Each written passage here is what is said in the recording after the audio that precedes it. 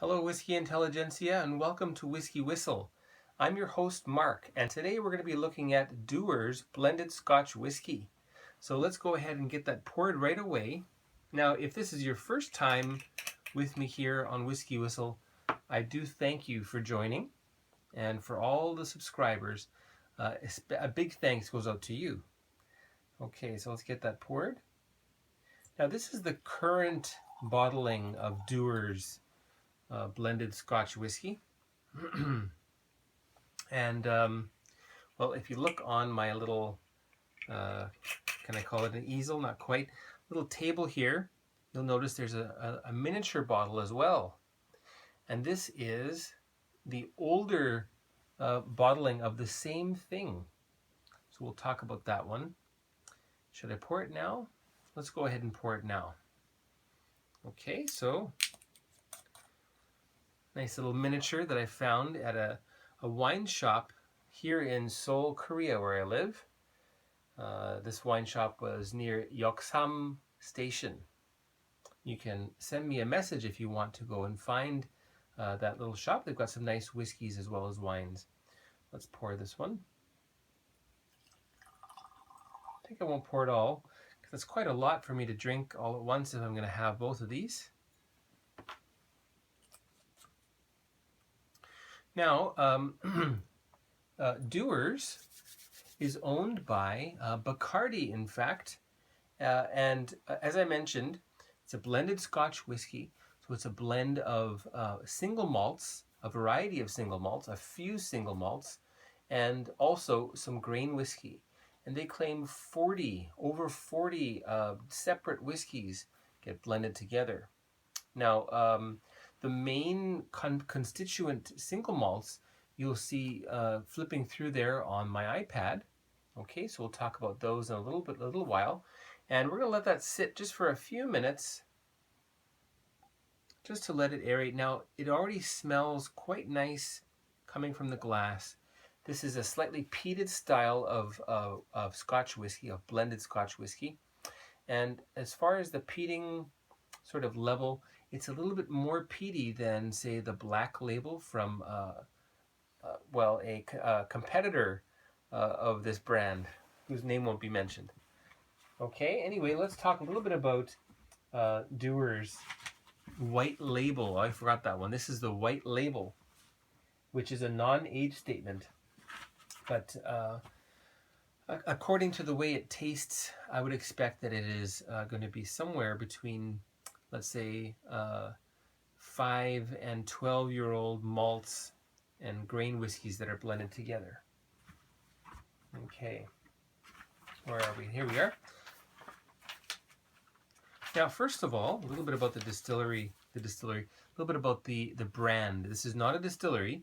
This is a blended Scotch whiskey. So they take the whiskeys from different distilleries and they blend them together. So this was created in 1846, this brand, by John Dewar Sr., and then along with his sons, John as well, Jr., and Thomas, or Tommy. And, well, from my research, of course, you have to take this with a grain of salt. This comes from Wikipedia, which anyone can change. So this was the global market leader by 1896. I shouldn't say the, perhaps a global market leader by 1896. And Dewars also opened Aberfeldy single malt whiskey distillery, which you'll see going through there. That should be one of the next ones. There it is. There's Aberfeldy. Yes, there's a mirror right behind, so I know what I'm looking at. Okay, so Aberfeldy opened in 1896. And then you fast forward to 1925. The brand was sold to Distillers Company. And 1986, so that's quite a big jump, sold yet again to Guinness. And yes, that's Guinness, the beer maker. 1997, Guinness merged with Grand Metropolitan, which was, I guess, a conglomerate of a drinks conglomerate that was operating at the time. And 1998, Oh, this merger, the merger became known as Diageo. Diageo is the largest producer of Scotch whiskey in the world. Okay, and in 1998, Diageo turned around and sold the brand to Bacardi. So that was a very good purchase by Bacardi, as since then, the popularity of rum has fallen, and the popularity of Scotch whiskey has greatly increased. So they've done quite well with that one, I think. And some other little tidbits of little factoids. Interestingly, looks like a boat sank in Lake Huron and containing cases of Dewars, and these were found in, I think 1987 maybe. And apparently the whiskey was pretty much intact and in perfect shape. So that's pretty interesting. What a find that would have been. And that would have been Prohibition era Dewars. So that could be really cool to compare with today's Dewars. And another interesting fact, as you see right there, the master blender is Stephanie McLeod, one of the few women, a growing number of women, however, who are working in high-level positions within the industry in Scotland and around the world, in fact. So very interesting. Now, Dewar's White Label is 40% alcohol by volume, and definitely there is, I shouldn't say definitely, it's not on the label here, but let's just say, it doesn't say that it's naturally colored, okay? And it also doesn't say that it isn't chill filtered. So I'll leave you to assume what I have, but I won't state it because it looks like I sometimes put my foot in my mouth on occasion, which is not unusual. In fact, quite regular. Okay, so let's get that smelled and tasted together, shall we? And before that, there will be a very short advertisement right here. Okay, welcome back. So this is the new Dewars. And by the way, color-wise, I think there's a slight color difference between the two. So I don't know if you can see the difference there, but in my mind, this one is about one shade lighter than the current version. Yeah, just ever so, well, it's visible, so that means it's a fairly significant difference in color. Anyway. So this is the new one, the current version. And right off the bat, you'll get some very moderate amount of peat.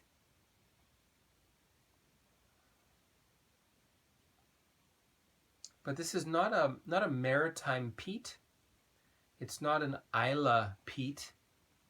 Islay is where brands such as Lagavulin and Ardbeg are located, Lafroig.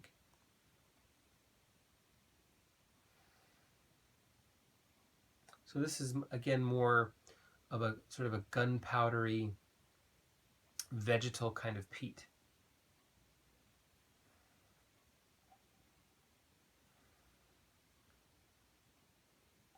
Quite a sweet nose, in fact, which is nice. Now, that's the mini. I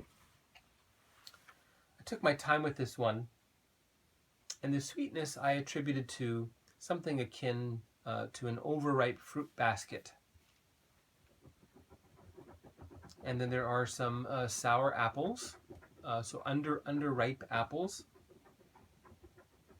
There's a mineral content. And when you first smell that, right after you pour it, so I mean, I gave it some time here, so that's a little bit different than what you would smell if you just poured it and took a whiff. But there was something a little bit sharp, something slightly glue-like we'll say just slightly off. And then the more I smelled it, it just got me thinking that this smelled something like lutefisk. Lutefisk is a dried, sun and air dried fish that is popular in Scandinavia. And if you're Korean, and if you've been to Korea, then something called 홍어. So 홍어, 홍어 is what is the fish called? It's a kind of a ray, like a manta. What's the name of the fish now? Skate, might be skate fish, which I mean, as far as I'm concerned, is unintelligible because that's not something that I've ever eaten, and I don't think that people normally would eat that in North America. In other countries, they may. They likely do. Anyway, so 홍어, which is served as an aged fish here in Korea, and I really like it. I'm not sure if I like it coming out of my whiskey glass, however. So the smell for the Korean audience, which is I think about 13% of the people watching are from Korea. 안녕하세요. Thank you for tuning in. It smells something like 삭힌 홍어. So 삭히다. 삭힌 means aged or not quite fermented, but anyway, allowed to age, allowed to have a certain process continue. I think they put it in clay pots, and it's allowed to basically, age. And great with a strip of 삼겹살. 삼겹살, that's barbecued Korean style pork bellies, kind of like bacon, but without the smoke. So not smoked bacon, but raw, and then grilled. And a piece of kimchi.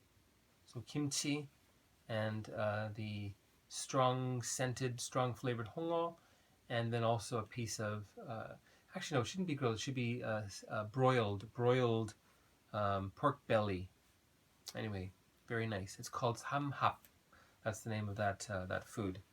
Anyway, great to taste on its own as a dish. Not sure if it's something you want in your whiskey glass.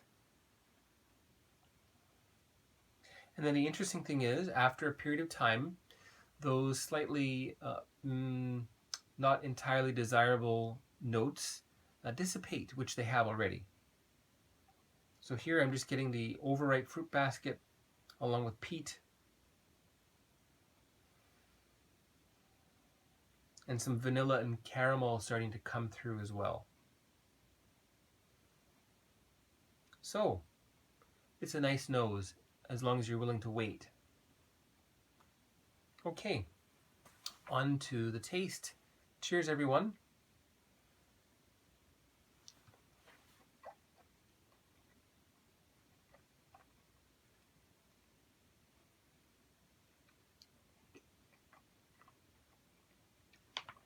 Interesting.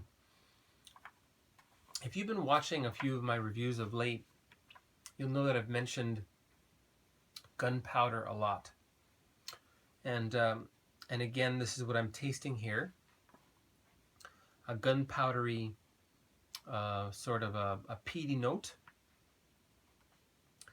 And I wrote here, unburnt Kingsford barbecue briquettes. So if you're a barbecue fan, then you'll probably know what I'm talking about. It's pretty much available world over, I think. It's got a nice dose of peat. And I mentioned that compared to some other blended Scotch brands, which tend to have some peating, there's some exceptions, but this one has a little bit more than others, I would say. And the flavor progression starts out sweet, goes into some bitterness, and a very dry feel as well. And still pretty fruity.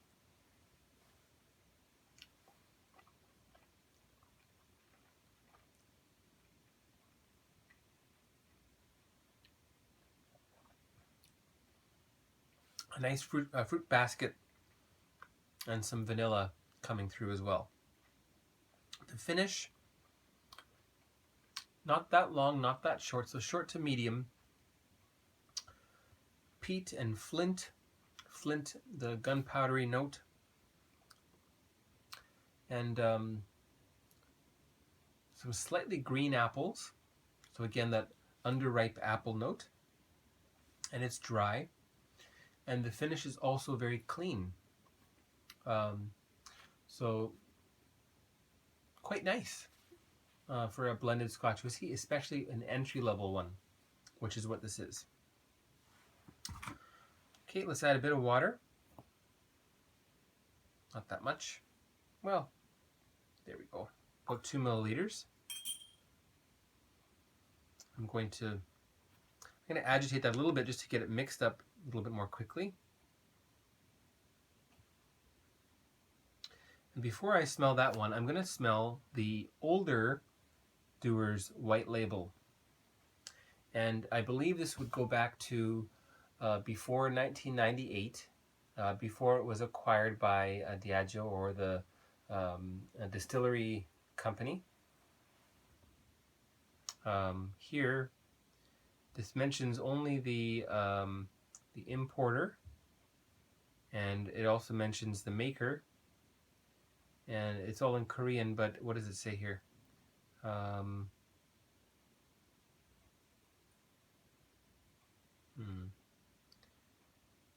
Dewars Whiskey, England Whiskey, and the importer.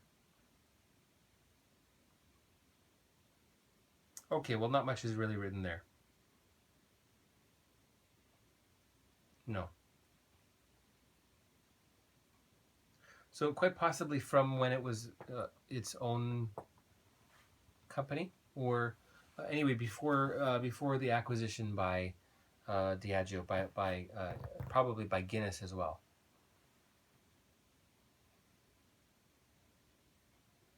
And it's very different.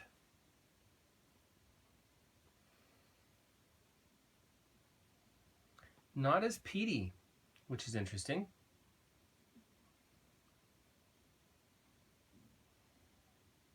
And yet, there's something very grassy, very hay-like coming through here.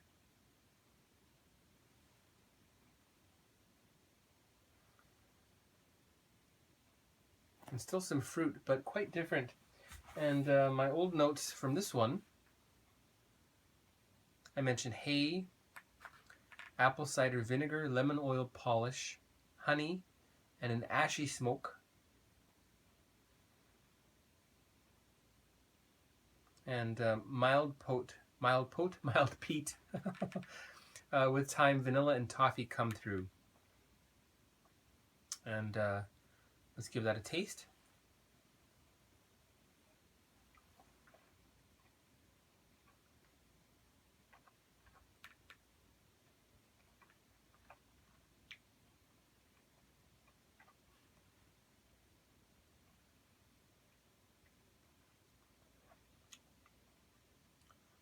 Oranges.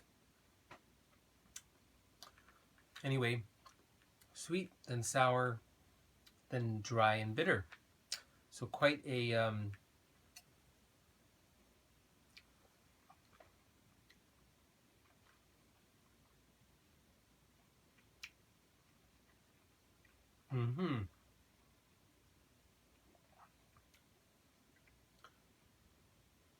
quite a progression of flavors there. It's much more complex.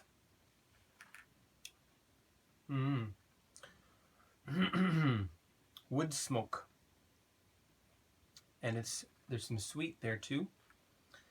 Some seared grapefruit. What do I mean? You take your grapefruit, you cut it in half, sprinkle some sugar on, and then flambe it, or stick it under a very hot broiler for a little while until that sugar gets caramelized and burnt a little bit.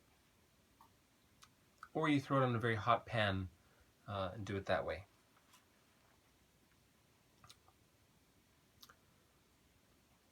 And the finish here,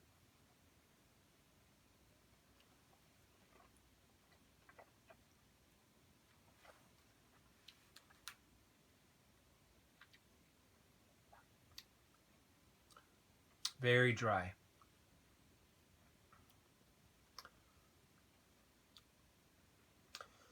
None of that flinty, gunpowdery note. So a different kind of peat is being used here, I think. Well, we'll add a bit of water to this one too. I should have brought something to clear my palate with. Sorry about this. Spilled it all over my... do that every time. Classic. All right. Okay. So the original with water. The current version with water. That's the old one. Okay, so a little bit sweeter.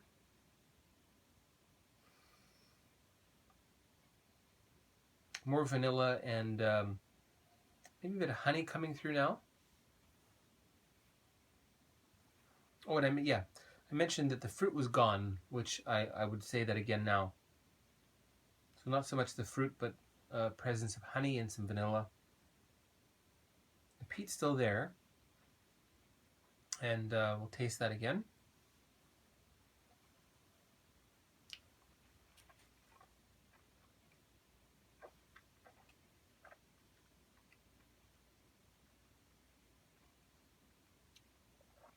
Much sweeter, very little sour or bitterness, a little bit there for balance, which is nice.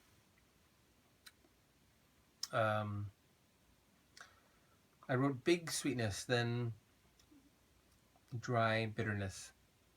There's something slightly sharper in the palate than without water. And the finish.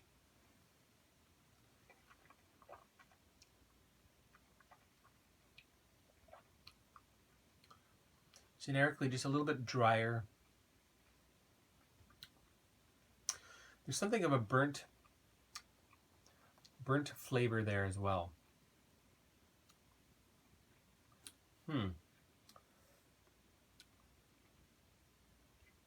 Okay. Well, the WhiskyWhistle score for Dewars White Label, the current version, is going to be 70 out of 100. So 70 out of 100, that's the WhiskyWhistle whiskey score for Dewars White Label Blended Scotch Whiskey. What I wrote here is that it's got an odd nose at the beginning, so you got to give it a bit of time. There are, however, some very nice Highland malts within. Okay, so very good. Now let's just get back to the former Dewars White Label with a bit of water added now. Make sure that's all mixed up. I believe it is.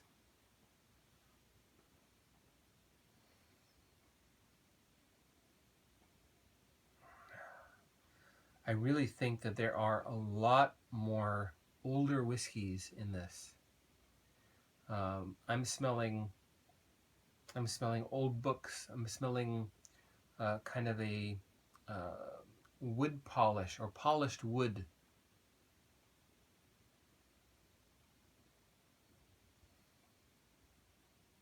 And a lemon oil. Vanilla, toffee.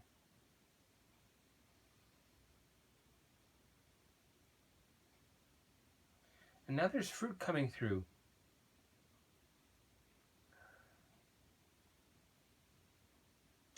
Tropical and also the run-of-the-mill varieties. So some mango, papaya, bananas, apples.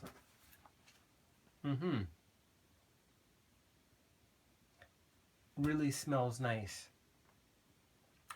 This is the kind of blended Scotch whiskey that people would want to stick to. I can see why in the past people stuck to a brand for their life almost, because they get hooked on a certain flavor profile. And it might be something that grows on you. Like the first time you try, you think, it's odd. And then you drink it again and you sort of unravel the mystery within.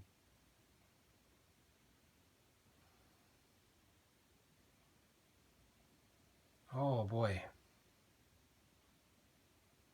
I could smell this for ages.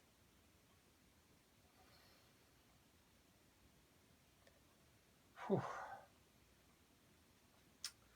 This is better than I remember. I bought 2 of these small miniature bottles. I had one about a month and a half ago, and then this one now. Okay.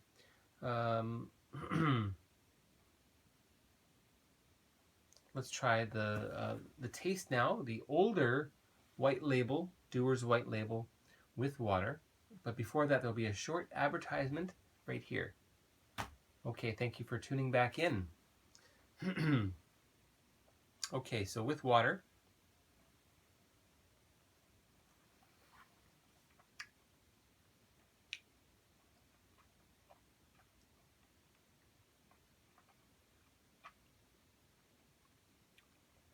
Honey and lemons.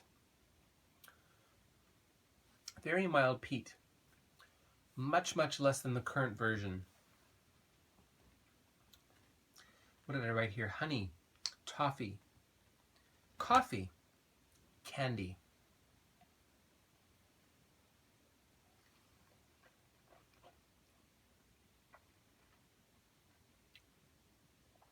And the finish, dry, fruity, and vanilla. And it's pretty long. Pretty long. Now, so why would this be? Why would this one be inferior to the former? Well, now let me just say that the current version probably meets demand for the current market of people looking to buy whiskey in this price range. They may be younger, they may be interested in these peaty flavors, and they may want something that is smoky and sweet and easy to understand. So there it is. Now, again, just give it a bit of time when you pour it.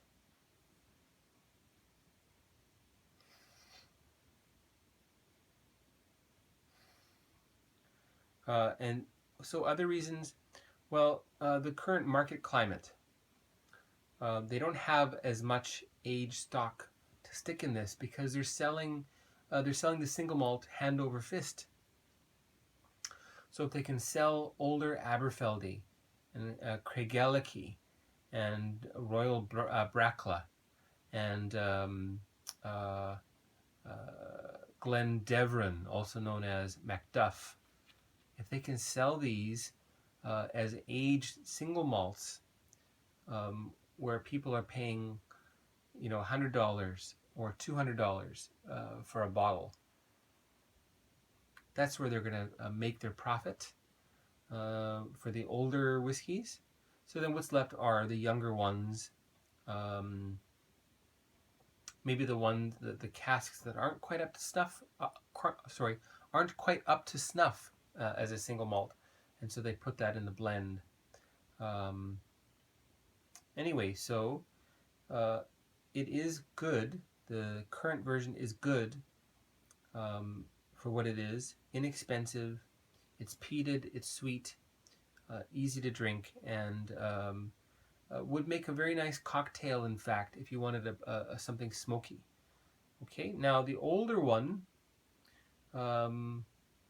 so this was made for the working class, made for people who wanted a nice whiskey but couldn't afford, you know, some of the pricier blends or the single malts at the time. And single malt wasn't popular then. Scotch whiskey wasn't that popular then. So they were able to make the product something that that even people who had been drinking Scotch whiskey their whole life could sit and enjoy and marvel at what they were smelling. Anyway, so new white label versus old white label from Dewars. Of course, as you can guess, I'm going to choose the old white label. Of course, it'll be increasingly more difficult to find. The new white label, I think that this is something that would be good in your bar for cocktails and just for something sweet and smoky to drink on its own or on the rocks. Apparently on the rocks you're going to get a little bit more smokiness coming through because it kind of takes away the top notes, the fruitier notes. Anyway, let's just try one more sip of each.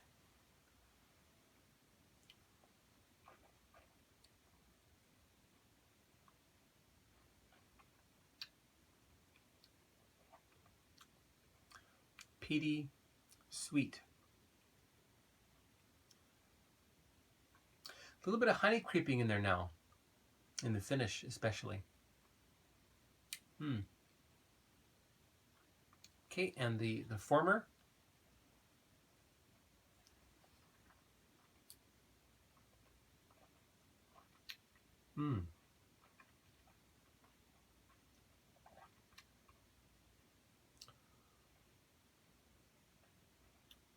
Very nice. So kind of an oily mouthfeel, and altogether an enticing drink. And if you are a single malt only person, go and find an older Dewars white label. Give it a try and tell me what you think, okay? All right, so this one I'm not going to give a score because it's not available, and you can probably guess what score I would give it. I'll leave it at that. Okay, so white label, 70 out of 100. That's the Whiskey Whistle Whiskey score. Thank you for tuning in. If you have watched all the way till now, then all I can ask of you is to subscribe, and you can do so just by clicking the link right down there in the corner, right here, okay? So give that a click, subscribe, and let me know what you think of this if you've had it, or go out and get it and then tell me. If you make a cocktail with it, let me know what you want to make with that one. What is it good for? And you know, also, why not share this on Twitter or in Instagram? Well, you could you could mention it, I suppose, and Facebook also. Please do check out Whiskey Whistle's Facebook. So just type in Whiskey Whistle. Instagram also Whiskey Whistle. Twitter Whiskey Whistle. There's a website also, but I have not had the time to spend to really get that up to snuff. So I'm a little bit. I don't want to say embarrassed. It needs some work. So I'm going to spend some time on that in the coming months and get that up to snuff, we'll say. Okay? All right, thank you very much for watching. My name is Mark. You're watching Whiskey Whistle. Take care, and we'll see you next time.